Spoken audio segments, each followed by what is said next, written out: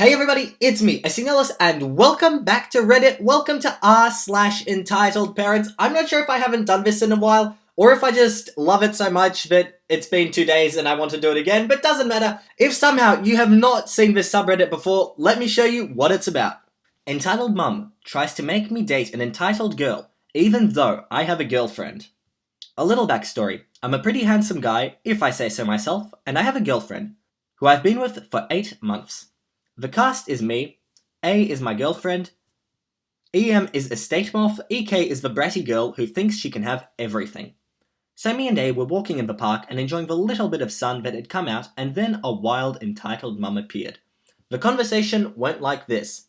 Are you M? Yes, what do you want?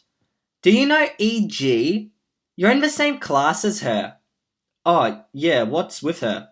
I want you to date EG. Me, my jaw appearing at the other side of the earth. I'm M's girlfriend. He can't date EG. Oh, shut up. He doesn't even like you. You're fat and ugly, right, M? Get out of our way. I haven't even talked to EG once. You can quit pretending. I know you're just with A to make me jealous. No, I'm not. Now, get out of our way. EM then attempts to slap A, but hits EG instead. EG, ow, WTF, mum. And the entitled mum, police, help, this guy assaulted a girl and hit my poor EG. And then we just run away. Yeah, a stranger coming up to you and asking you to date her kid?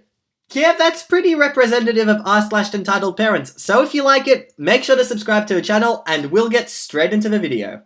EM is surprised when she is refused by the pet adoption agency after openly stating her plans with the cat. So I was recently reminded of this today, though it happened over a year ago. I was playing with my cat, Oreo, and playing with him reminded me of the place I got him, at the local Humane Society shelter. I volunteer there with my mum from time to time, and you can imagine some of the entitled parents I come across. Well, actually, only one.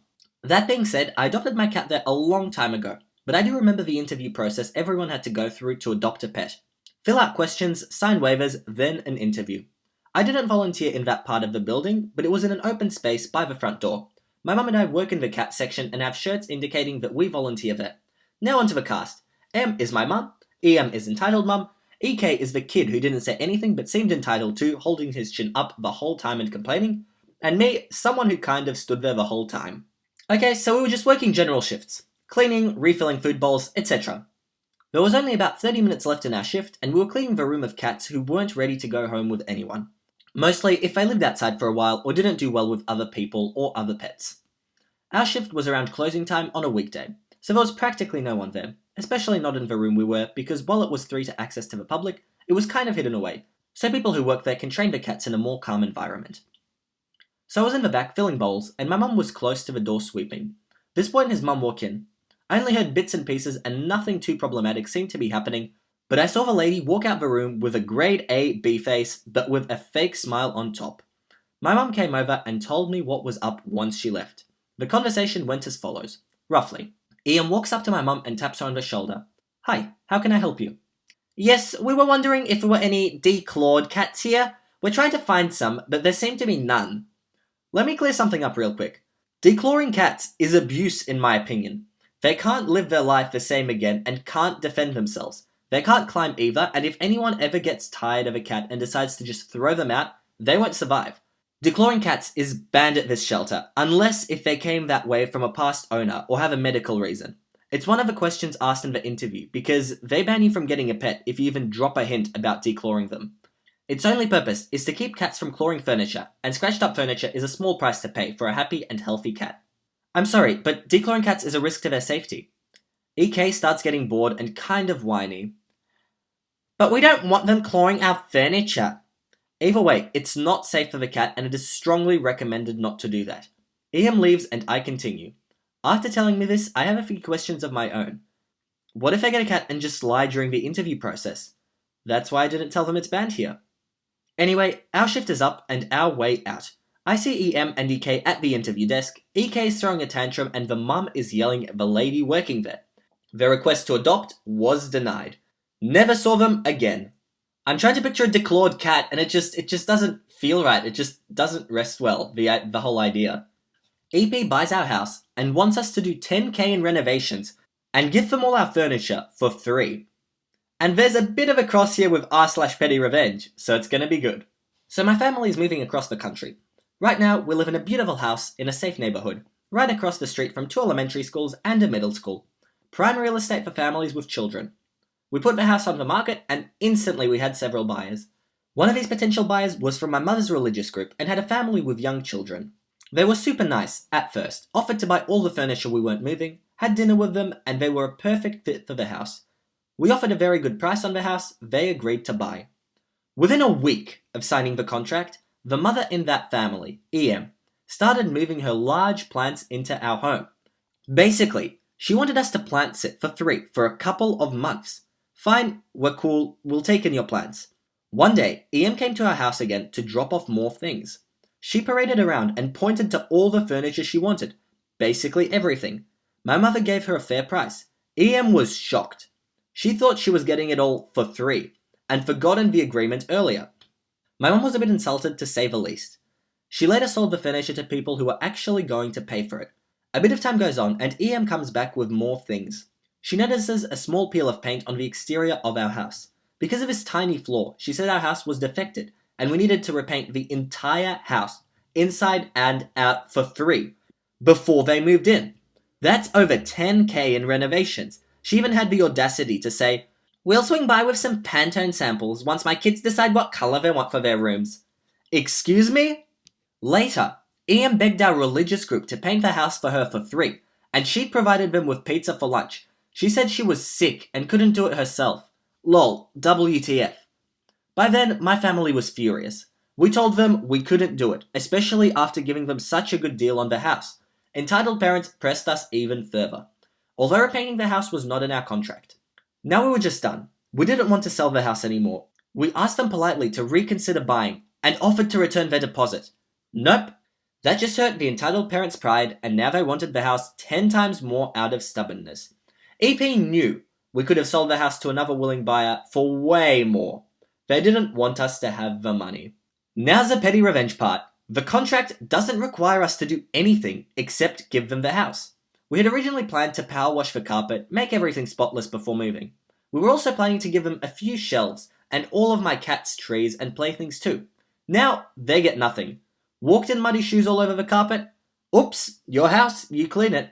Broken lights and dusty chandeliers? You climb 30 plus feet to change the bulb. My cat scratched up your poor plants? Shouldn't have bought them here in the first place. Also, our front door lock is broken, but they'll have to figure that out themselves. They'll get the house, but completely like we left it. No small retouches, no carpet clean, nothing. It's completely legal and only fair.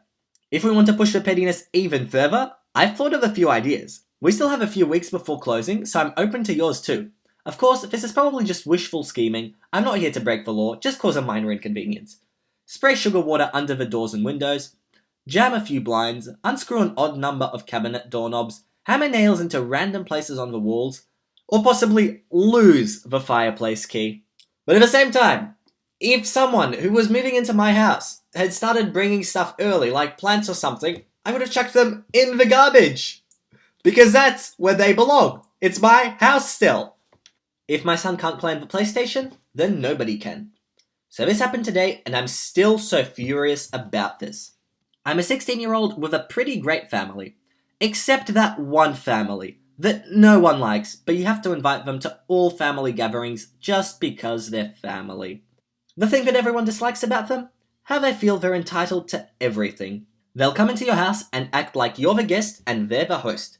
They'll do what they want. If they see something they dislike, they'll probably get rid of it, without any permission, and my parents, uncles and aunties have had several arguments with them, but none have resolved into them changing their attitude.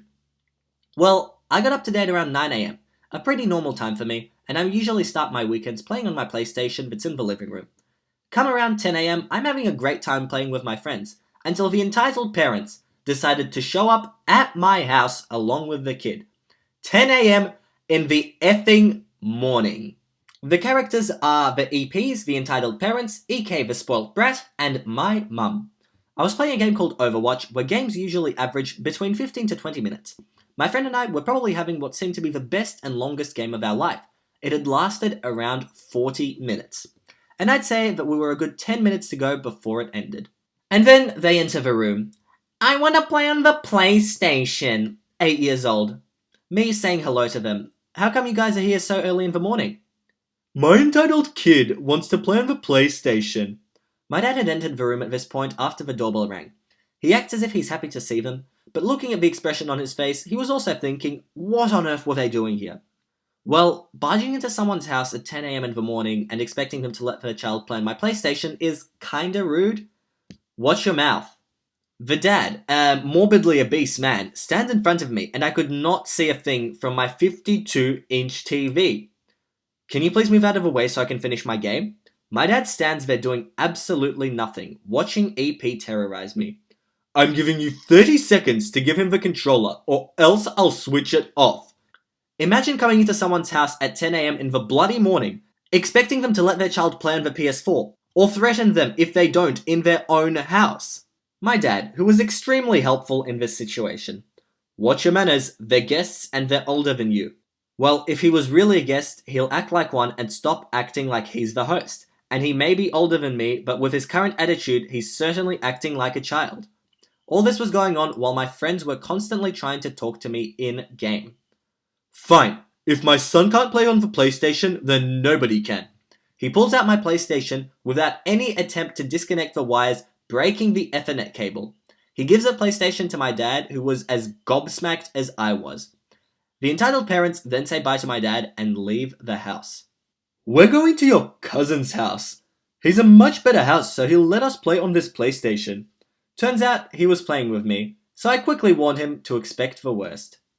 My £379 PS4 is now unusable as my wire is broken.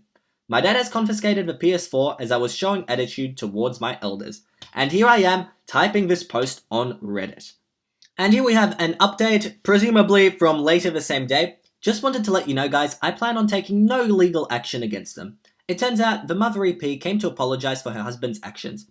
She wanted to let her kid play, but after reflecting on her actions, she realised how stupid she looked. Just to let you guys know, the PS4 can still be used. Just the wire needs to be replaced. She came with £50 in compensation, which is way more than I need, but I'm grateful that she came to say sorry. I've also got my PlayStation back. I quickly purchased a new wire and it works perfectly. Dad also said that he was a total butthole in this situation. He had a stressful day, struggled to go to sleep, finally had a chance to sleep really late into the night, and was annoyed that their family had woken his sleep. I understood and forgave him. After all, everything is his money. The best part? My family has agreed to never invite them to family occasions again. I will forever be grateful for this. Well, I guess all's well that ends well, and if I don't have to see those people again, that's already a happy ending. Alright guys, now I hope you enjoyed this video as much as I did. I honestly love some of these entitled parents stories. They are a source of great fun for all of us. So if you like what you see, make sure to comment down below your favourite part. And definitely tell me if there are any other good subreddits that you'd like me to do. I'm happy to try them out. But for now guys, that's it from me. And as always, all I want to do is see you all here next time. See you later guys.